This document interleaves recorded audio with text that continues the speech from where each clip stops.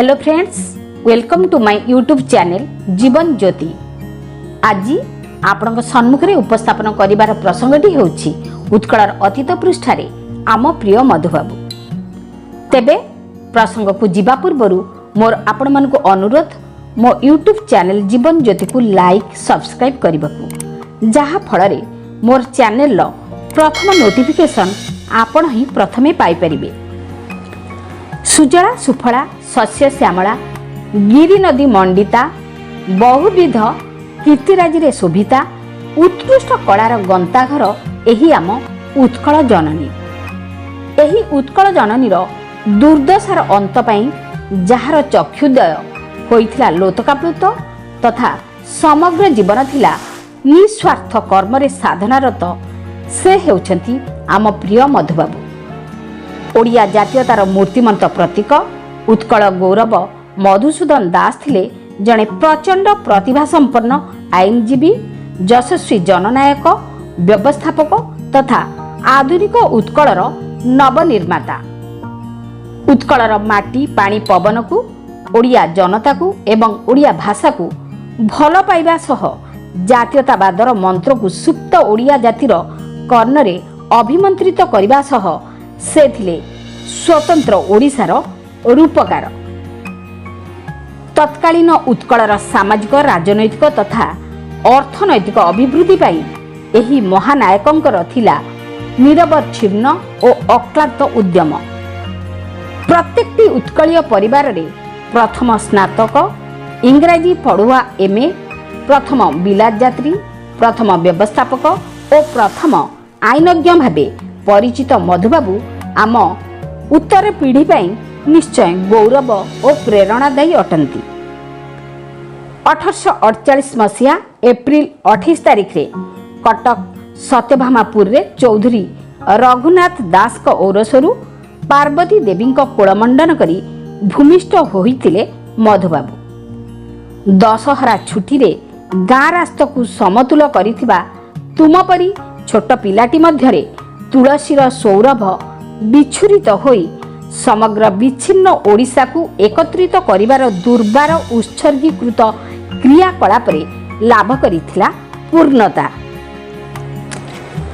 स्वकीय विचक्षण बुद्धि अध्यवसाय निरंतर प्रचेष्टा और बाग्मिता हेतु ओडिशार घरे घरे कालिया घोड़ारे चढ़ी मधुबाबू संगे लढ़ी उक्तिटी मध्यरे मधुबाबूंक व्यक्तित्व प्रति ओडियांक चिर श्रद्धा और सम्मानर सतेकी स्फुरण घटी थाए।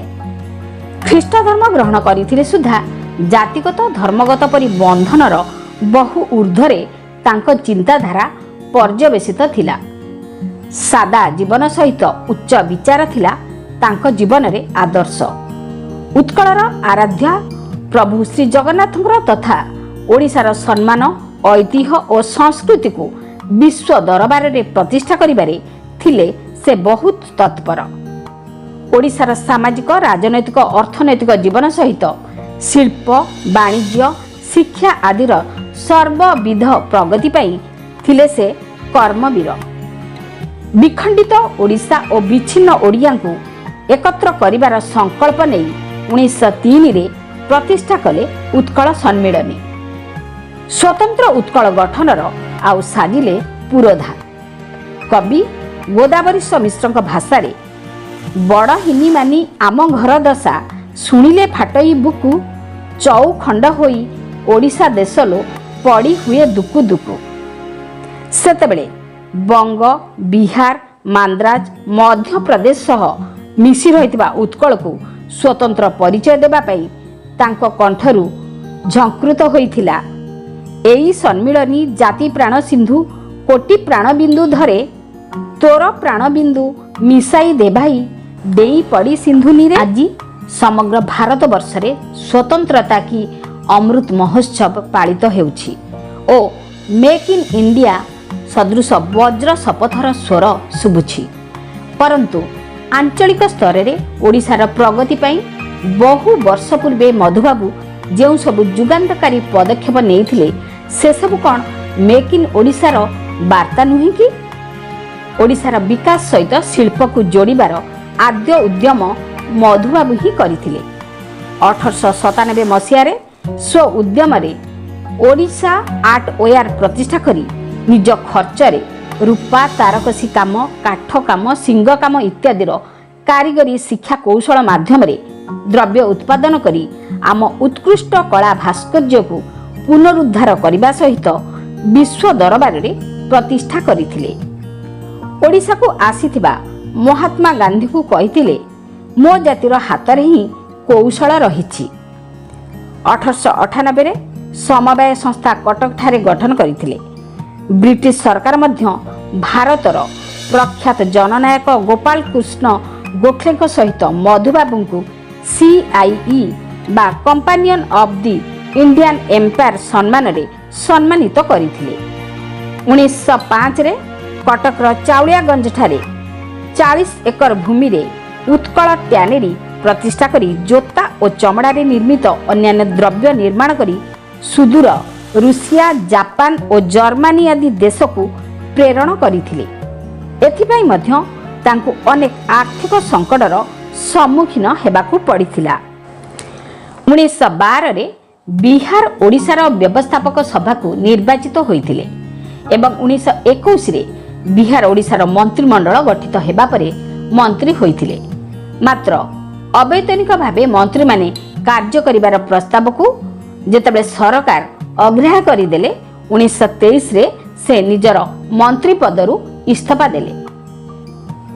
ଜାତିର ପିତା ମହାତ୍ମା ଗାନ୍ଧୀ ମଧୁବାବୁଙ୍କୁ ଦ୍ୱିତୀୟ ଟଲଷ୍ଟୟ ଭାବେ ଆଖ୍ୟା ଦେଇଥିଲେ। ତାଙ୍କର ବାଗ୍ମିତା, ପ୍ରତ୍ୟୁତ୍ପନ୍ନମତିତା, ଯୁକ୍ତିବାଦିତା, ସଚ୍ଚୋଟତା ପାଇଁ ବଙ୍ଗର ଗଭର୍ଣ୍ଣର ବଙ୍ଗଳା ବ୍ୟବସ୍ଥାପକ ସଭାର କୋଟେ ବୋଲି ସମ୍ମାନିତ କରିଥିଲେ। 1921ରେ ନାରୀଙ୍କର ଭୋଟଦାନ ଅଧିକାର ଏବଂ 1879ରେ ଏକ ମାମଲା ରୁଜୁ କରି ପାଟନା ହାଇକୋର୍ଟରେ ସୁଧାଂଶୁ ବାଳା ହାଜରାଙ୍କୁ ପ୍ରଥମ ମହିଳା ଓକିଲ ଭାବେ ନିଯୁକ୍ତି କରିବାରେ ପ୍ରୟାସରେ ସଫଳ ହୋଇଥିଲେ। ବହୁ ଘାତ ପ୍ରତିଘାତ ସହ୍ୟ କରି 1936 ଏପ୍ରିଲ 1 ଦିନ ସ୍ୱତନ୍ତ୍ର ଉତ୍କଳ ପ୍ରଦେଶ ଗଠନ ସମ୍ଭବ ହୋଇଥିଲା। କିନ୍ତୁ 1934 ମସିହା ଫେବୃଆରୀ 4 ତାରିଖରେ ସେ ଇହଲୀଳା ସମ୍ବରଣ କରିଥିଲେ। ତାଙ୍କର ଉତ୍କଳ ମାଟି ପ୍ରତି ସ୍ୱତନ୍ତ୍ର ସ୍ୱାକ୍ଷରକୁ ଅନୁଭବ କରି ଇଂଲଣ୍ଡର ପ୍ରଧାନମନ୍ତ୍ରୀ ରାମସେ ମାଡୋନାଲ୍ଡ ମଧୁବାବୁଙ୍କୁ ମୁକୁଟ ବିହୀନ ରାଜା ବୋଲି କହିଥିଲେ। କବି, ଲେଖକ ତଥା ସୁବକ୍ତା ଭାବେ ଓଡ଼ିଆ, ବଙ୍ଗାଳୀ ଓ ଇଂରାଜୀରେ ମଧ୍ୟ ଥିଲା ତାଙ୍କର ବଳିଷ୍ଠ ପ୍ରତିଭା। ପ୍ରତ୍ୟେକ ବିଭାଗରେ ଦେଶପ୍ରୀତି ଓ ଜାତୀୟତା ବୋଧକୁ ଦେଉଥିଲେ ସେ ଯଥେଷ୍ଟ ପ୍ରାଧାନ୍ୟ। ମଧୁବାବୁଙ୍କ ଜାତୀୟତାର ବାର୍ତ୍ତାବହ କେତୋଟି ପଂକ୍ତି ଉଲ୍ଲେଖ କରିବାକୁ ଉଚିତ ମନେ କରୁଛି। ଜାତି ପ୍ରେମ ବହ୍ନି ପ୍ରଜ୍ୱଳିତ କର, ସ୍ୱାର୍ଥକୁ ଦିଅ ଆହୁତି, ସ୍ୱାର୍ଥ ମେଧ ଯଜ୍ଞେ ଚାରିଆଡ଼େ ନାଚ, ଛାତିକୁ ମିଳାଇ ଛାତି।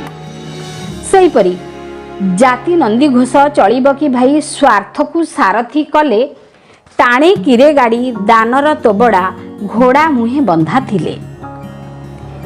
ମଧୁବାବୁଙ୍କ ପ୍ରିୟ ଜନ୍ମସ୍ଥାନ ସତ୍ୟଭାମାପୁର ଏବଂ କଟକର ଶୈଳବାଳା ମହିଳା ମହାବିଦ୍ୟାଳୟରେ ଥିବା ମଧୁବାବୁଙ୍କର ସ୍ମୃତିର ସ୍ମାରକ ସ୍ଥାନିତ ହୋଇ ତାଙ୍କର ସ୍ମୃତି ଜୀବନ୍ତ ମନେ ହେଉଛି। ମଧୁବାବୁଙ୍କ ଜନ୍ମଦିବସଟି ଗତାନୁଗତିକ ଅଥବା ପୁରୁଣା ବୋଲି ପ୍ରତୀୟମାନ ହେଲେ ହେଁ ଇତିହାସର ସ୍ମରଣରେ ରୋମାଞ୍ଚପୂର୍ଣ୍ଣ ଭାବାବେଗରେ ଅନୁଭବ୍ୟ ଓ ପ୍ରେରଣାଦାୟୀ ଆମ ପାଇଁ। ଆଜିର ଓଡ଼ିଆ ଭାବେ ପରିଚୟ ଏବଂ ସ୍ୱତନ୍ତ୍ରତାରେ ଗର୍ବିତ ଓଡ଼ିଆ ଜନମାନସଟି ମଧୁବାବୁଙ୍କ ନିକଟରେ ଚିରକୃତଜ୍ଞ।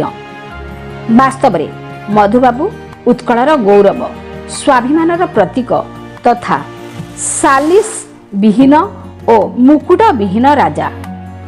ତାଙ୍କ ନାମରେ ଡାକ ଟିକଟ ପ୍ରକାଶ, ତାଙ୍କ ଜନ୍ମ ଦିବସକୁ ସ୍ୱାଭିମାନ ଦିବସ ବା ଆଇନଜ୍ଞ ଦିବସ ଭାବେ ପାଳନ ପୂର୍ବକ ଶ୍ରଦ୍ଧା ସୁମନ ଅର୍ପଣ ପରେ ବି ପ୍ରତ୍ୟେକ ଓଡ଼ିଆ ହେଉ ଜାତି ସ୍ମର ଭାବେ ତାଙ୍କ ତ୍ୟାଗପୂତ ଅବଦାନକୁ ସ୍ମରଣ କରିବା ପାଇଁ ପ୍ରତିବଦ୍ଧତାର ବାର୍ତ୍ତା ସହ ଅଗ୍ରସର ହେଉ।